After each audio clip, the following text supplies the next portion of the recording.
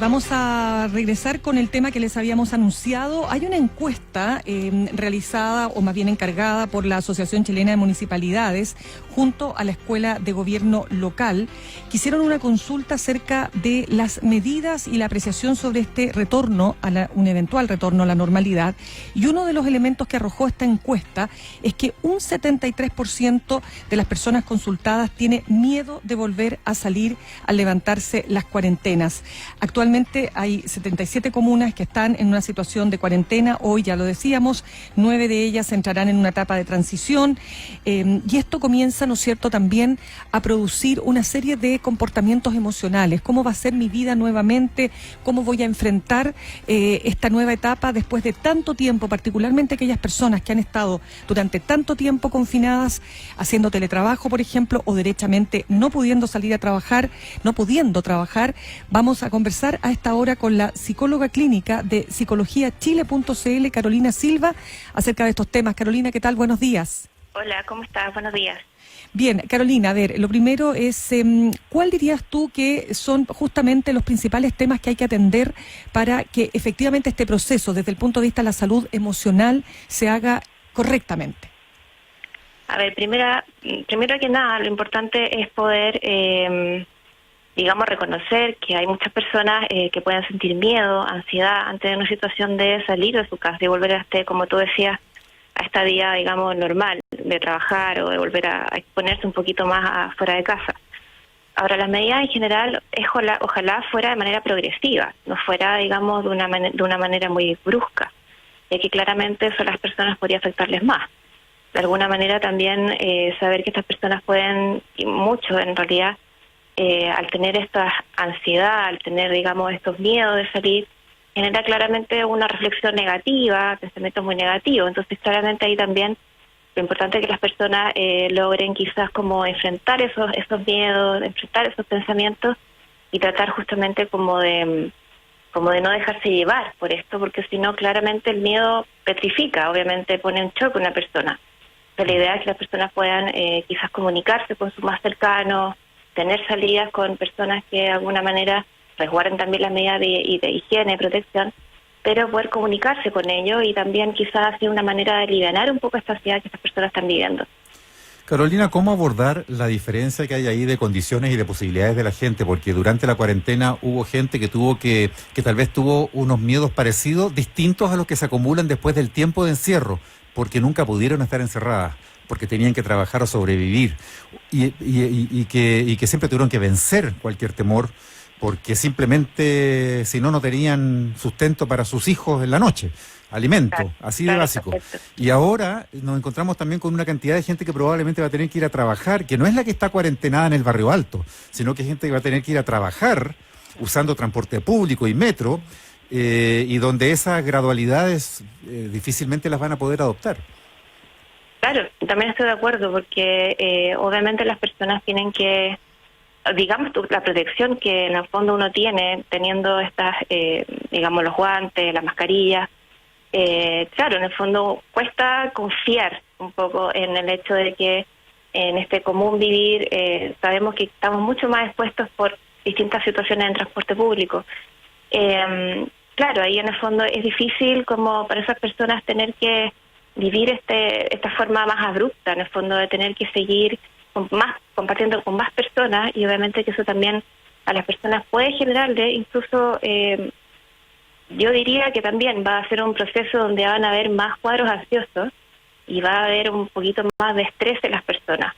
Me atrevo a decir que incluso las personas que vayan a estar enfrentadas a este desconfinamiento y, como tú bien dices, personas que no han podido resguardarse, como lo han hecho otras personas, puedan estar en una situación de mayor estrés, y obviamente puede ser que las personas vayan a consultar más a psicólogos, a médicos, salud mental, a psiquiatras, que en el fondo tengan que de alguna manera acompañar a estas personas, porque claramente más allá de las medidas sanitarias que uno tenga que tener, también las personas tienen que resguardarse a sí mismas y resguardar su casa. Entonces es un proceso bien complejo, no es un proceso fácil.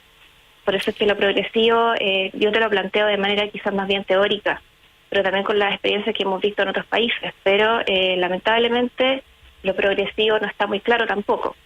Entonces yo creo que ahí la salud mental aquí en Chile en realidad le dice quizás de alguna manera hacerse un poco más fuerte, quizás un recurso más fuerte para las personas para que ellos también se puedan de alguna manera alivianar este estado en el que van a estar.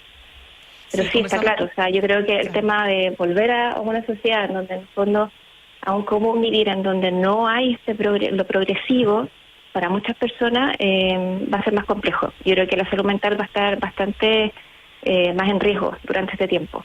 Sí, conversamos hasta ahora con la psicóloga clínica Carolina Silva de psicologiachile.cl. Carolina, hay otro fenómeno que se instala, que se ha instalado, digamos, y que tiene que ver con el síndrome de la cabaña, respecto de aquellos que ya después de tanto tiempo están encerrados, están en sus casas, están en sus lugares, sus hogares, ¿no?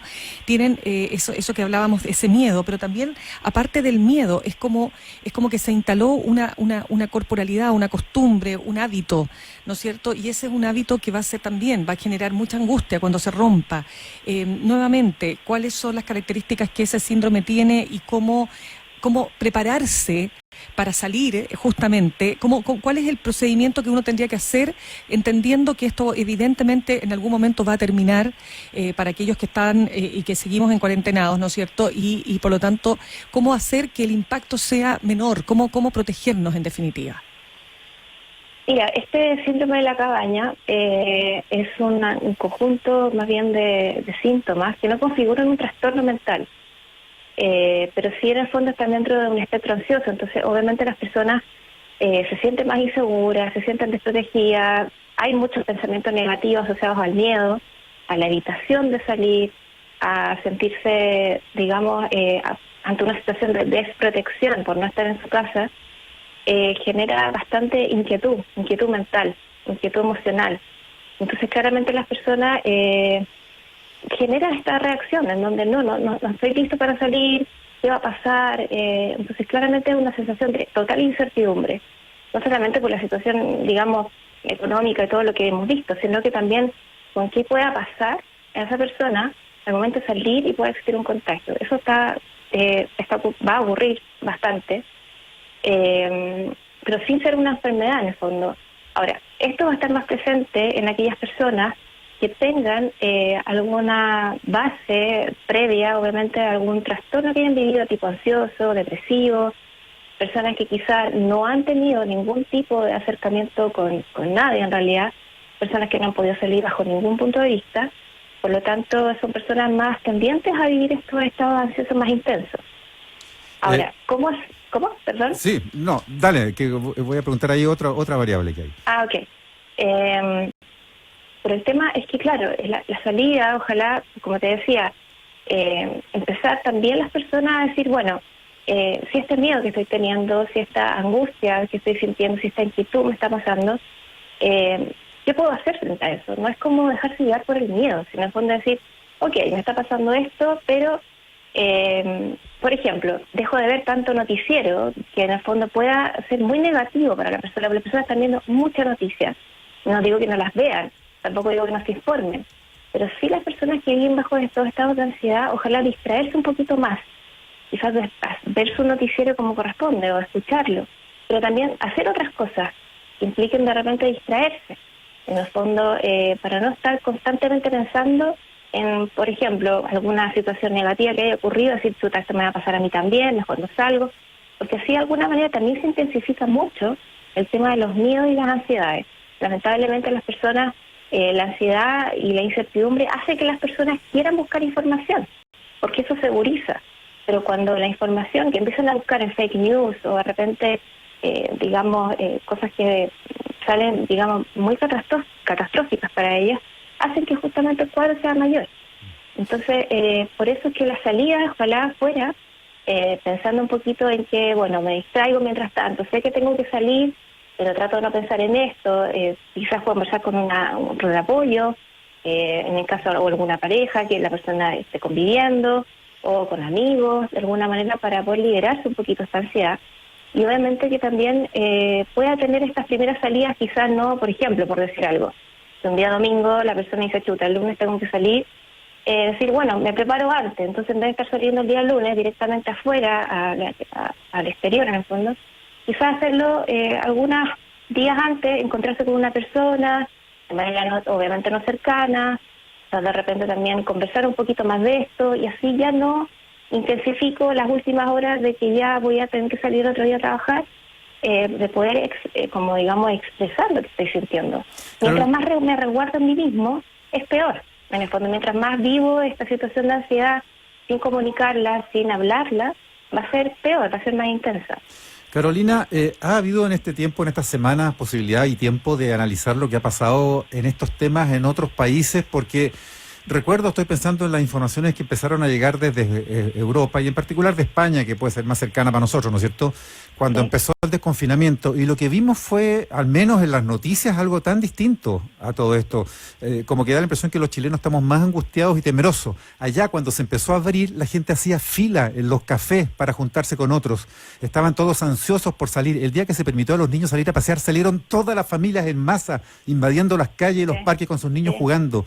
Cuando se permitió que los ancianos ya dejaran de estar confinados en las residencias para adultos mayores, fueron noticias las imágenes de los abrazos que se iba a dar la gente con esos ancianos que habían estado encerrados. Entonces fue un reencuentro, pero eufórico de la gente. Cuando se abrió, justo llegó el verano, entonces se abrieron las playas, multitudes en las playas. Noticia de hoy, a esta hora en Cataluña, la autoridad catalana acaba de prohibir los botellones. ¿Qué son los botellones? Las tomateras en la calle. Porque cuando se permitió ya la libertad, toda la gente se fue al carrete, a la movida barcelonesa, a las ramplas, a tomar en la calle, y ahora están teniendo que prohibirlo porque todos estaban ansiosos de salir. Claro. ¿Es distinto a lo que estamos viviendo acá? Yo creo que no va a ser distinto. Yo creo que acá, a pesar de que estamos en invierno, y obviamente las personas tienden a quizás no tener esta forma tan explosiva de salir, yo creo que no va a ser distinto. Yo creo que lamentablemente, hacia donde tú vas, yo también opino lo mismo. Yo creo que acá, aunque nos digan que sí, vamos a ser progresivos, a hacer una salida de a poco, creo que las personas tienen que ser conscientes de que no podemos exponernos de una manera tan en masa, o quizás de una forma tan abierta como a salir y, por ejemplo, dejar de resguardar la cercanía, dejar de resguardarnos a nosotros mismos con respecto a usar mascarilla, protección de distintas formas, porque sí, lo más probable es que haya un rebrote, eso lo sabemos, yo creo que muchas personas. Y si nosotros estamos teniendo experiencia de otros países y sabemos que esto está ocurriendo, es bueno que nosotros también tomemos conciencia como chilenos en el fondo de que esto tratemos de que no ocurra. Porque obviamente, más allá de que la ansiedad y lo que yo les estoy hablando, del tema de los miedos, que hace que las personas no salgan, hay muchas personas y a veces se puede producir justamente la conducta contraria. Por ejemplo, adolescentes que de repente están desesperados porque en realidad no están con sus padres, no han podido ir al colegio, y lo único que quieren es salir y se van a congregar, eso está claro, se van a congregar entre adolescentes, se van a juntar, porque obviamente también es una presión que ejercen en casa. Entonces, de alguna manera, yo creo que acá, quizás yo también hago un llamado, que ojalá, yo creo que muchos profesionales lo hemos hecho, de que en el fondo las salidas sean progresivas, o sea, quizás no explosivas, también saber que, digamos, el contagio no se ha acabado, que en el fondo sigue afuera, y que de alguna manera también, si vemos las experiencias afuera, sea un ejemplo en donde nosotros tratemos de evitar que eso ocurra. Sabemos que ya están en verano y hay muchas cosas que hacer, pero eso también ha llevado a rebrote y ha llevado a consecuencias tremendas. Entonces, por ejemplo, el tema de la entrada a colegio, el tema de, no sé, de decir ya a morir los cafés, es complejo, es bastante complejo porque el contagio va a ocurrir, eso está claro. Yo no soy experta en el tema, pero en el fondo yo creo que más allá de todo lo que hemos visto de la experiencia, nosotros tenemos que ocupar esa experiencia como una forma de aprender y evitar que esto ocurra. Entonces, por eso te decía, ojalá todos fueran más progresivos y las personas tomaran conciencia de que esto no puede ocurrir por resguardo de los demás y de uno mismo. Bien, pues queremos dar las gracias a Carolina Silva de psicologiachile.cl por este contacto con ADN hoy. Okay, muchas gracias.